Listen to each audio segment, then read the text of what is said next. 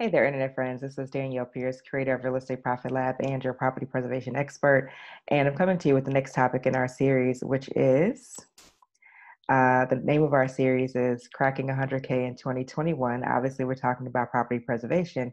And today's topic is going to be 10 differences between those who make money in the industry and those that do not. And this is not necessarily geared towards our student population. It's geared towards, everyone in general. And it could probably apply across multiple industries too, but we're just going to always, of course, keep it focused on property preservation. All right. So top 10 reasons in no particular order why some make money and others do not. First reason is that, some people are just simply unable to secure the required insurance due to financial or other reasons. So in the course, we have 7 modules and everything is broken down into how long, it should take you to complete these particular sections. So insurance, I think I have 14 days allocated towards that. That's not to say that it's a 14-day process. For some people, it's shorter. For some people, it's longer. But I do want to be clear that there's a distinction between picking something up and putting it down over a period of weeks or months and actually starting that thing and not finishing it and not letting go until you're actually complete and you've secured the insurance. And some people conflate the two. But just because you started the process and you called one insurance company and you didn't get the answer that you want, or you got declined, or they say they can't help you, and then you waited 3 weeks to call another company and start the process all over again, that's not what I'm referring to. Insurance honestly should take a few days. But again, we'll allow 14. So some people aren't able to move forward because if you don't have your insurance, obviously ain't a whole lot of much else that you can do. Actually, there's nothing else that you can do. Second reason is that some people say that they're not able to locate solid contractors that agree to their price sheet. I did address this in a prior video, but I'll address it again briefly here. So we live in a society where, I'll give you an example. I had a student who owns a successful office supply company. So they do $1 million a year in revenue, a million plus in revenue. And I was like, okay, great. And she was saying, I can't find people to work at these prices. This is impossible. Nobody wants to shovel snow for $25 or $30. I can't make this happen. So I was like, okay, I understand what you're saying. And I said, so the company does $1 million a year in revenue, right? Your office supply company. She said, yes, it does. It's like, cool. I was like, how much do the employees make? And of course she started with, well, I pay my GM, 60,000 or 80,000. I pay my supervisor, this, that, and the third. I was like, how much do the people who work the cashiers make, who work the cash registers make? And she said they make between $12 to $14 an hour. Not to say that $12 to $14 an hour is what you should pay people, like that's a huge amount of money. That's not the point that I'm trying to make. My point is that your revenue is here and it's $1 million a year, but yet but your cashiers are making, $12 to $14 an hour. So everything is in alignment with, how critical those job duties are to the organization as a whole. So I say all that to say there are plenty of folks who are willing to work at $12, $14, $15 an hour throughout this country. Plenty, thousands, if not millions. I see it all day on social media. I see posts all day where people say you can make an extra $300, and the post blows the hell up. Like, people go crazy. And $300 is not really, it's not a huge amount of money. But you can easily find people to that are willing to work at that pricing. If you're having issues with getting people to agree to your pricing, maybe you're not screening properly, or you're wasting time on the phone with, it's a lot of jerks and know-it-alls in the industry, and they get a thrill out of getting on the phone with people and telling them, I wouldn't start my car for this price, I wouldn't do this and the third. But yet you're looking for a job because you applied to my to my listing for property preservation contractors. So clearly there's a disconnect, right?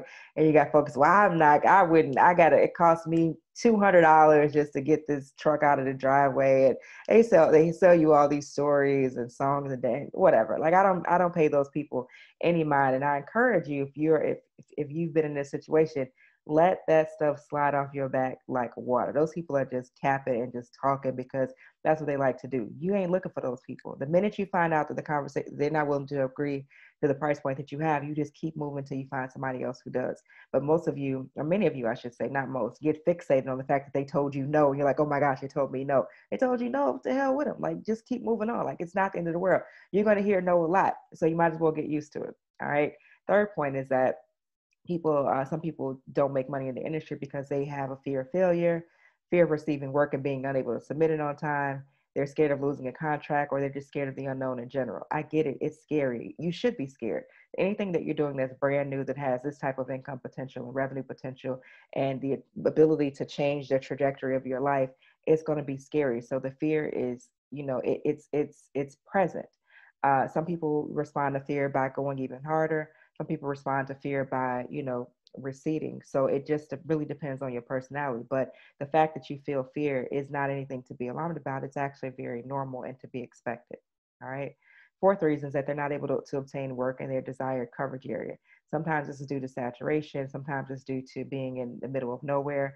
So saturation, I always say, is not really an issue because there's always going to be room for people who are consistent, motivated, efficient, and do the job properly. It just may take you a little bit longer.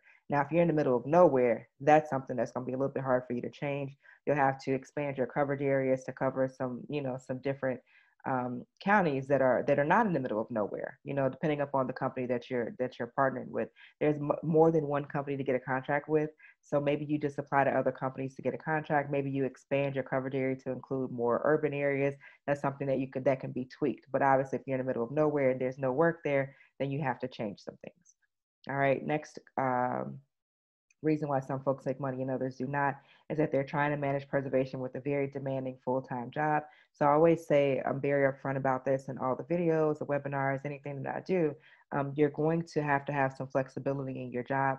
So if you work somewhere where you're dealing with patients, for 14 hours a day, then obviously this is going to be one hell of a stretch for you unless you have a partner. If you work somewhere where you can't be on the phone, you can't have your phone, you can't send a text, you can't send an email, these are all things that are going to be challenging for you. So I'd encourage you, usually I can get those people to where they don't register at all.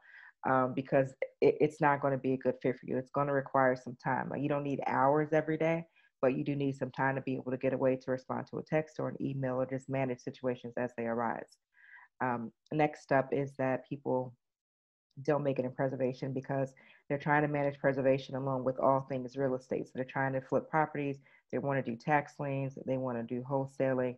They want to do all the things. And I can tell you that is never going to work for this industry or really anything else. Like, you have to be able to focus on one thing because all of these things are full-time endeavors with lots of learning curves and lots of pros and cons and a lot of things that you need to know. So if you're brand new to real estate, brand new to starting a business in general, it's best that you focus your limited amount of time on one thing because you're going to burn out trying to learn all these different facets of real estate at the same time. Like, that's just not feasible for even the smartest person. I know all y'all smart, but nevertheless, don't do it.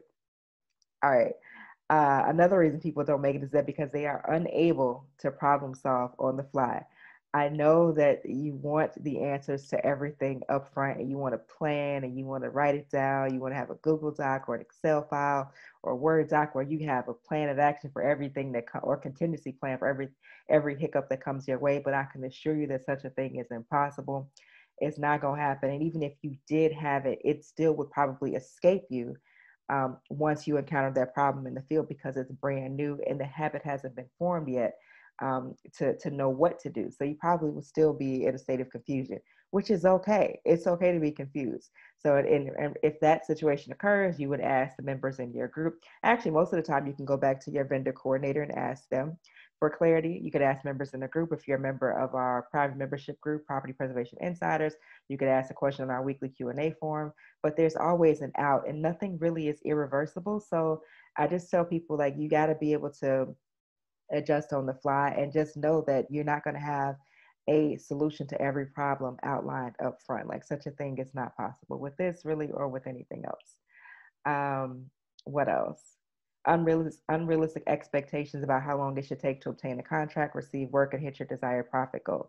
That's another reason why some people don't make it, because they want to, they see a post about someone who's gotten a contract and gotten their first 4-figure work order in 6 weeks or 8 weeks. And they're like, I want to do that. And then they set their benchmark there at this other person's level, and then they are not able to hit it. So then they're discouraged and they give up. You can get a contract. How long it takes to get a contract is however long it takes to get a contract. If you're diligent and consistent, that's the only outcome. So it's not really something you have to worry about or lose sleep over. It's going to happen for you. But if you continuously compare yourself to other people other students in the program or any, other people in the industry, you're always going to come up short more than likely. And then you'll typically, for most people, that makes them pull back because they start to feel bad and that emotion overtakes everything else. So again, um, you'll get the contract, you'll start receiving work, and your profit goals, you'll hit all of those things. But sometimes it takes more than 6 weeks. Kind of think of it as, I always tell people to give it the grace, give your new business and property preservation the same grace that you give to your job where you've been on for years and years, where, the boss messes up, you don't like your coworkers, or, things irritate you about the job, or, maybe they haven't given you a raise in 3 years, but you're still there. So give yourself and your business that same grace that you give to the employer. And then finally, the last reason that some people don't make it is because they get a contract in the beginning and they lose it either due to poor performance, or family members flaked them out, or they just couldn't hang. And so they're scared now, and they just got out altogether. They're scared to get back in the game. The good news is that none of these things are permanent. As long as you are alive and breathing and you COVID free and your family is COVID free and you guys are able to, you're reasonably thriving in the current market conditions, you can always start over. If you had a contract with a company and you lost it, go get another contract. And sometimes you can even go back to that same company if you explain what happened, write a letter, get on the phone. Like, there's always an out. But just sitting there, just feeling sorry for yourself and like, oh my gosh, I failed, like, that's not doing any of us any good. So that if you're a student, you always have access to the program forever and ever. It doesn't go anywhere. So I encourage you to always log back in, make sure that you stay in community with the other students and go start back over. Set up a new LLC if you have to, change your name, but you can always get back in. It's not going anywhere. All right. Those are the top 10 reasons why people, the difference between those who make it and those who don't. The ones who are making money, obviously these things are present, but they don't allow it to stop them. And the ones who are not making money, they have encountered some of these difficulties and it has crippled them or paralyzed them to the point where they're afraid to move forward. So no judgment from me ever, been there, done that. But I do want you to always remember that you can pick up and start over as soon as today or as soon as tomorrow, right? So that's all I got for you guys today. Thank you so much for tuning in. As always, if you are not an existing student, I encourage you to go ahead and change that outlook and go ahead and click the button down below to register. And I'll see you guys on the other side. All right. Have a good day. Bye-bye.